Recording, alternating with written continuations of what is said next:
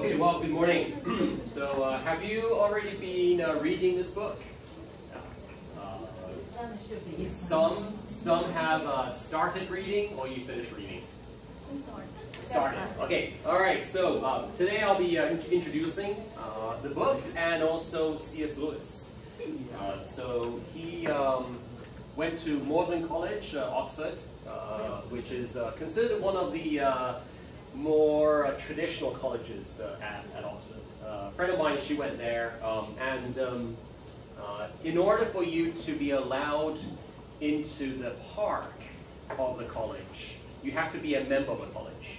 And what's special about the college is that they have deer in the park as part of the college itself. So anyway, that tells you that it's rich. Yeah. So that's one sort of speciality of the different Oxford colleges. Some are richer, some are poorer. I went to a poorer college, so we did not have deer. Anyway, so C.S. Lewis. So he was born Clive Staples Lewis. That's why he is referred to as C.S. Lewis. Although his friends actually refer to him as Jack. I didn't check why exactly his friends called him Jack, but I mean, Clive Staples, nothing related. But anyway, maybe you can find that out. In 1898, in Belfast, Ireland. So actually he is Irish by birth, not English, so there's a difference. Although British, actually no, sorry, he's from the United Kingdom, you could say that. Because Ireland is part of the United Kingdom, but actually Ireland is not what? It's not part of Britain. Anyway, it's one of those confusing things about being English, Irish, British. He was raised in a Protestant family, but his mother died when he was very young, which caused a crisis of faith for him. So even though he was a Christian, kind of like by heritage, the death of his mom then caused him to really question, how could a loving God allow this to happen? He also had a strained relationship with his father. So I guess it was pretty hard for his father to bring him and his other brothers and sisters up. But yeah, he seemed to have a rather harsh dad who probably didn't quite know how to love his children, certainly not the way in which his mother could have. His early life education, he won a scholarship to Oxford in 1916, so he was already a brilliant student by this time. In fact, by all accounts, he must have had a photographic memory, because one game that he liked to play with his friends is he had a huge personal library. And what he would ask his friends to do is, okay, pick a number, like from 1 to 20. And let's say you pick 16. Say, okay, all right, go to the 16th book on the first shelf and pick it up. And then you say, okay, right, pick a number from like 1 to 200. So the person would maybe pick like, okay, 52. All right, turn to page 52 and start reading. And so the person would start reading from this page that's just been randomly picked, right? And then after his friend has read maybe like a couple sentences, C.S. Lewis would complete the entire paragraph of that page. What it meant is that he not only read every single book in his library, he memorized every single book in his library. So, I mean, he was a genius, all right? So don't worry, you don't have to become like C.S. Lewis.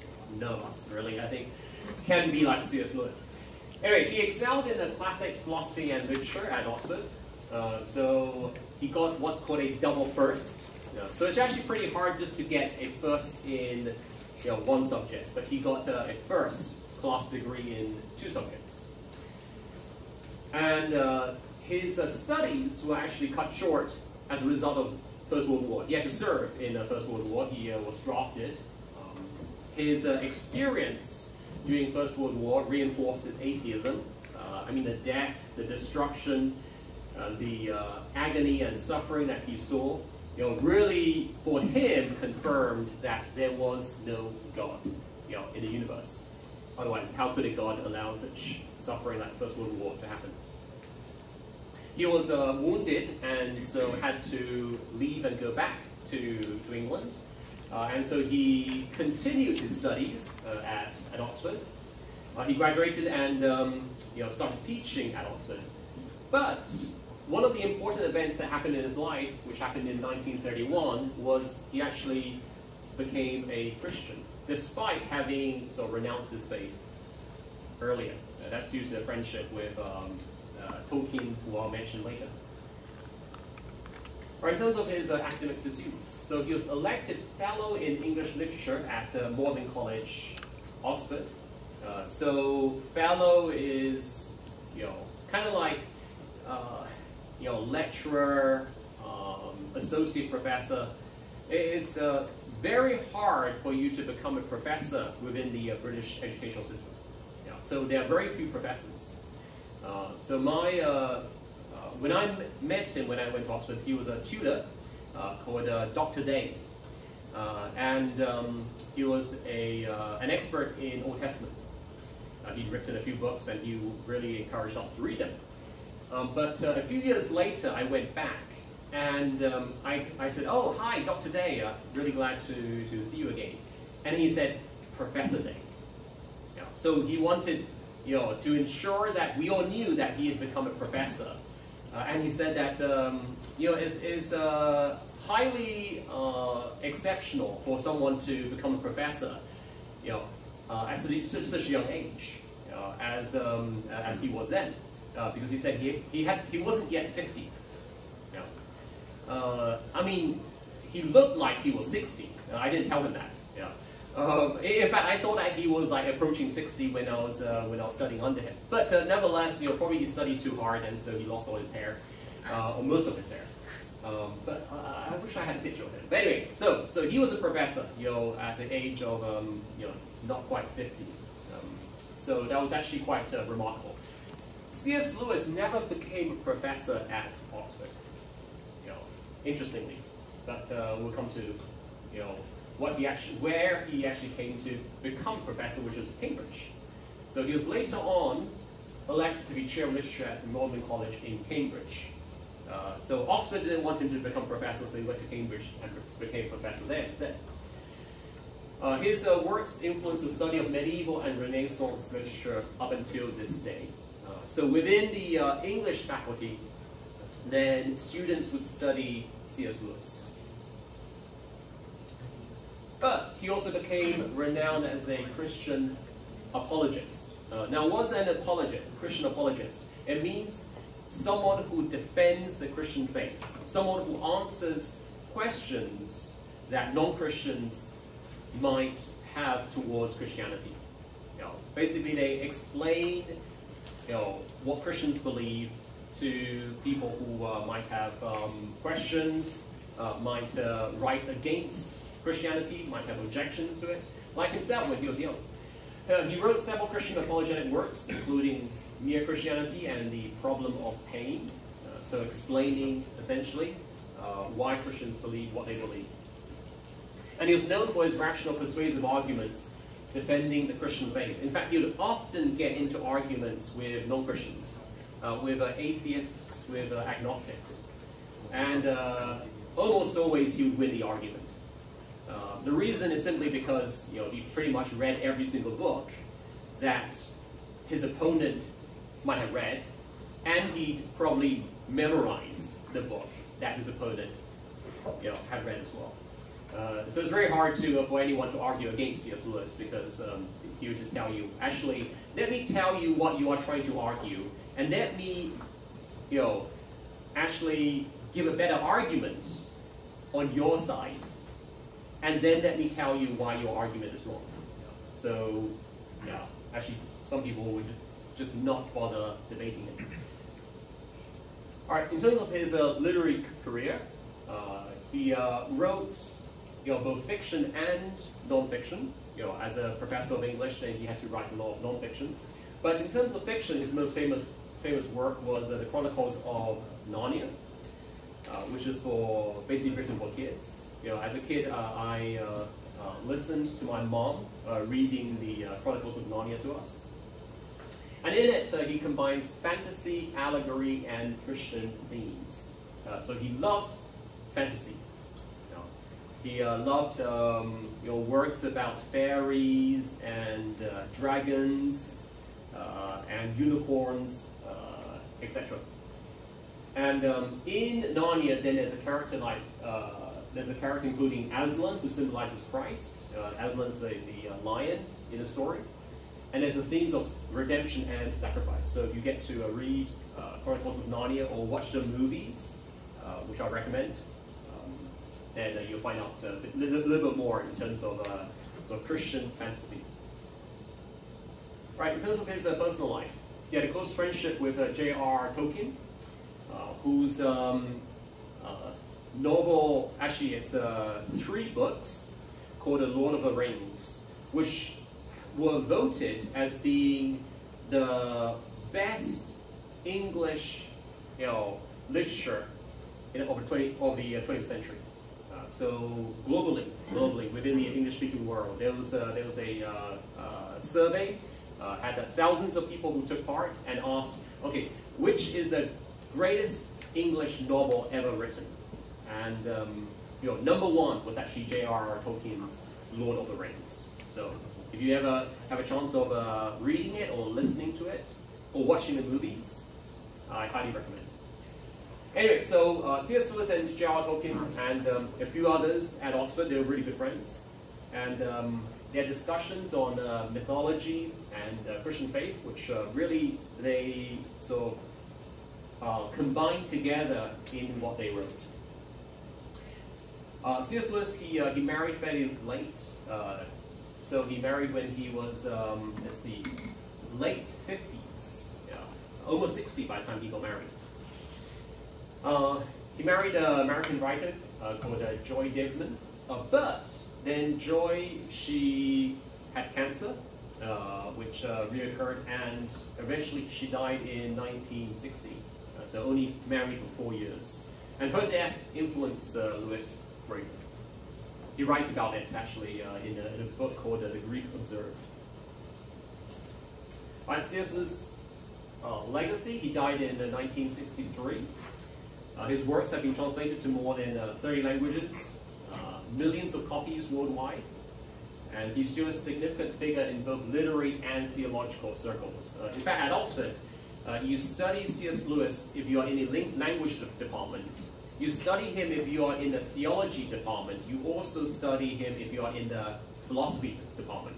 So very few people, their works get studied in 2 departments. For him, it's 3. All right, let's talk about the Great Divorce. So this is the bus that takes people from hell up to heaven, which for those of you who've started reading it, you probably would find familiar. The Great Divorce was published in 1945, so what happened in that year? The end of the Second World War. And it was a response to William Blake's poem, The Marriage of Heaven and Hell. So essentially, if for William Blake, then there's a marriage between heaven and hell, C.S. Lewis describes its divorce. And it's also inspired by Dante's Inferno. So Dante, he went into hell and then went up to heaven. For the Great Divorce, it's kind of similar to that.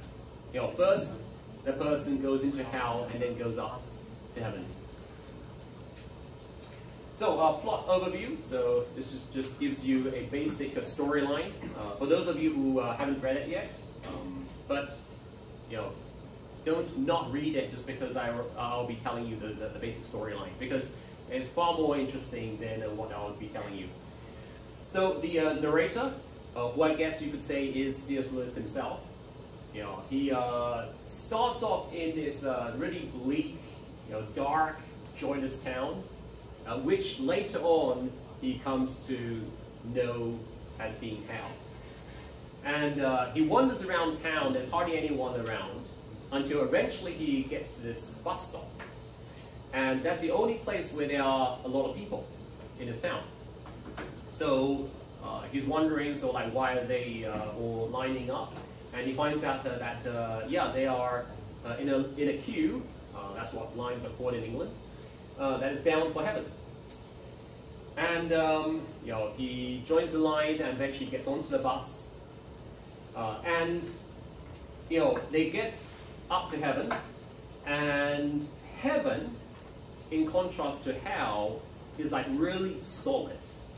And those from hell, once they get to heaven, they'll become like ghosts, basically. And then they are met by what's called spirits. So these are the people who are living in heaven. And they are really solid in compared to these ghosts, and bright and shining.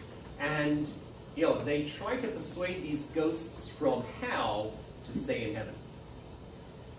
Well, there's a reason why the ghosts don't stay in heaven, which I'll come to.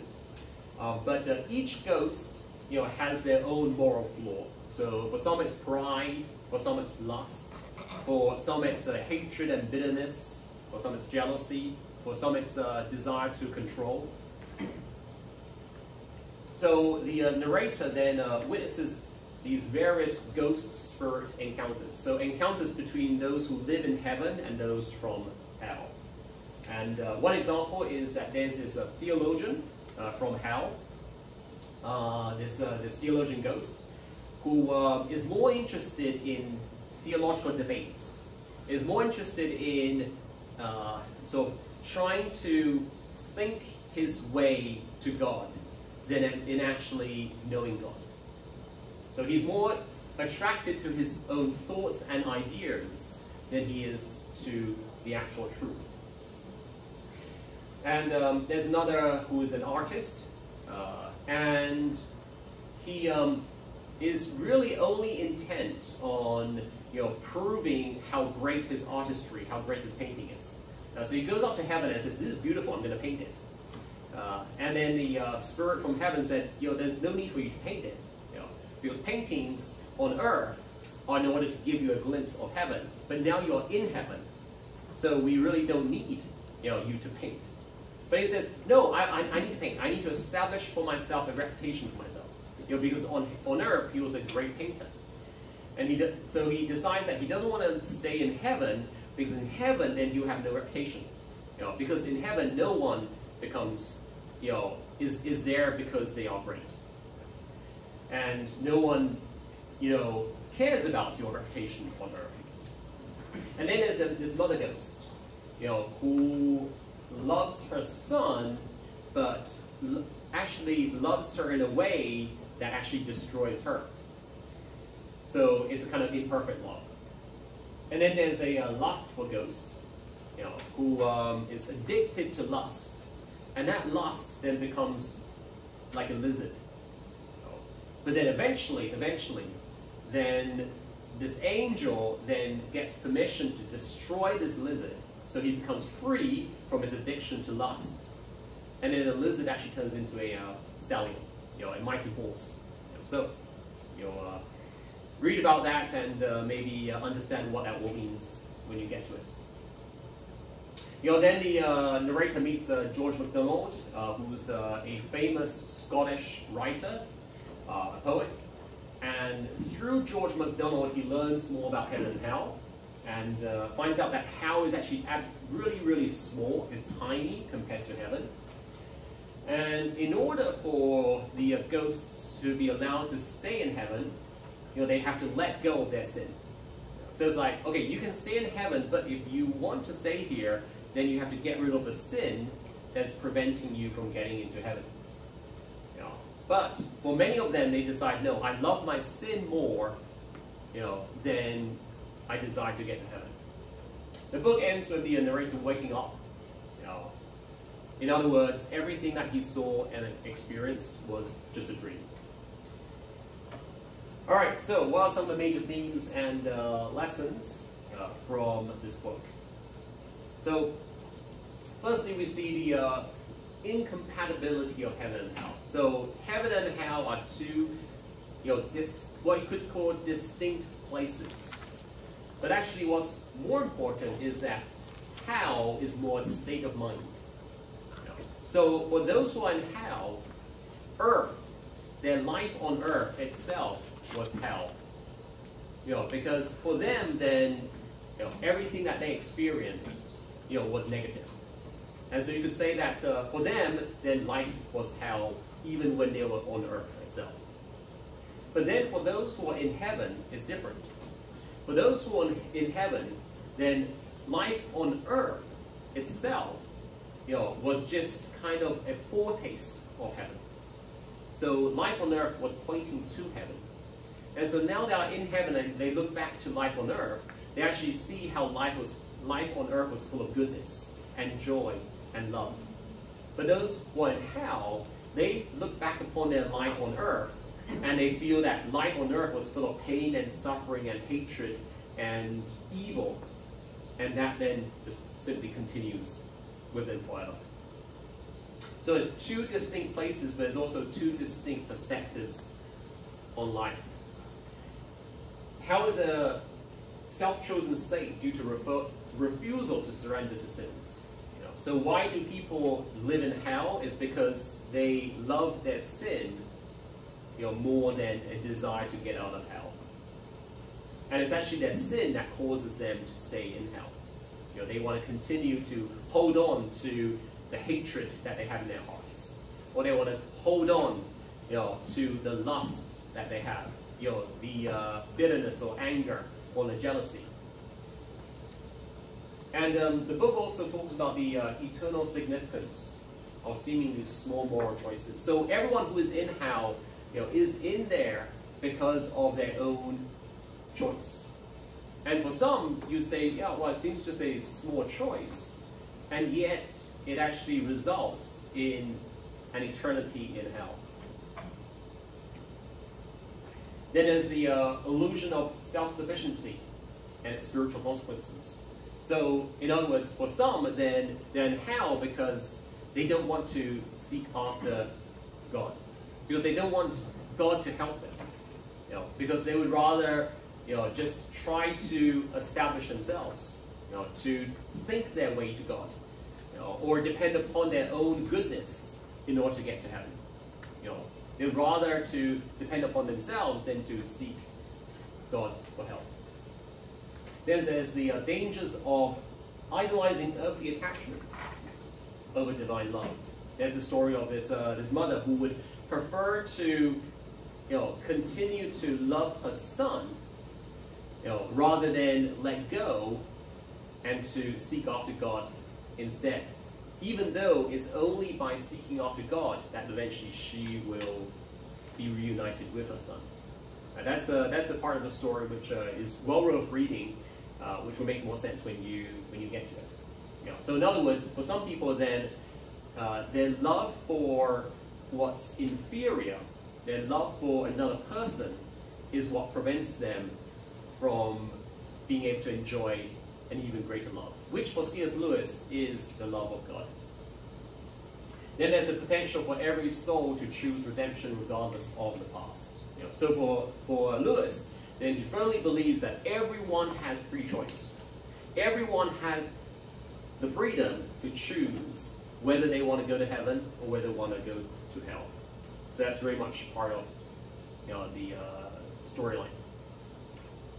Then there's the transformative power of divine love and redemption, because we see again and again how even for those who are in hell, heaven desires for them to choose to come to heaven. Heaven does not desire for the ghosts to stay in hell. And for family members and friends who are in heaven, then they meet these ghosts from hell in order to encourage them and to persuade them to say that, hey, why don't you come to heaven? Why don't you make that choice? Why don't you stay? So there's that love that even those in heaven have towards those in hell. There's the necessity of letting go of past grievances for spiritual growth. So for some then, maybe, for example, they were murdered. And then they meet the one who murdered them. And because they can't let go of that hatred that they have towards their murderer, They can't let go of the bitterness in their hearts. And they want to hold on to it. But that is what prevents them from going to heaven. And now, actually, it so happens that the murderer is now in heaven. So you might say, that's completely unfair. Why can the murderer be in heaven and yet the murdered is down in hell? Well, it's because the murderer has experienced forgiveness and redemption. But the one who is murdered refuses to accept redemption. They instead would prefer to hold on to their anger and their hatred and their desire for revenge. Even though the one who murdered them has completely been transformed. They still hold on to the past. So in order for you to enter heaven, you have to let go of the past, essentially, is what C.S. Lewis is saying. And then the true nature of joy and fulfillment versus earthly pleasures. So it's pretty clear that for Lewis then, any happiness that one can experience on earth, any goodness here on earth, is only just a kind of foretaste. It's a preview of the goodness and joy of heaven. And so it's crazy for someone to be holding on to the good things in this world. Why? Because it's a bit like a multimillionaire sells everything he has in order to buy like this whole say room full of gold, right? And then asks God, so can I take my gold up to heaven? And then God says, sure, if you want, I'll give you an exception. Usually we don't allow anyone to take anything up to heaven, but in your case, okay, I'll give you this one exception. And so this billionaire takes this huge crate of gold up to heaven. And then once he gets to heaven, then at the gates, the angel there is like, okay, so you can come in, but what is this huge container that you have? It's not allowed. And then the billionaire says, well, God allowed me to bring it in. And the angel checks and says, yeah, okay, you can bring it in. But let me check what's inside. And opens up and says, why did you bring bricks to heaven? That we use just to build our houses with. We have plenty of bricks in heaven. We don't need extra bricks. Because the gold on earth is just a brick in heaven. Which doesn't really cost much at all, isn't really worth much. So that's kind of what C.S. Lewis is illustrating. How the greatest joys and pleasures on earth really in heaven are just like nothing. All right, and then the importance of humility and open-mindedness in a spiritual journey. So in order for anyone to learn anything, in order for anyone to grow and to mature, the key is humility and also open-mindedness. Not to hold on to what you've always thought or always believed, because there's infinite wisdom in heaven that on earth we can only see a tiny little part. Why? Because on earth we are bounded by time and space, but in heaven there's no restriction of time and space. And so you can't understand heaven when you're still on earth. So that's why humility and open-mindedness is so important. And then the contrast between spiritual reality and worldly illusions. So it seems to us that heaven seems pretty imaginary. It doesn't seem real. But actually when you get to heaven, then you realize that actually it's heaven that's real. And earth really was mostly just illusions. And certainly hell is. Right, there's also symbolism within a story. So you'll come to the part where it talks about the gray town, which symbolizes hell or separation from God.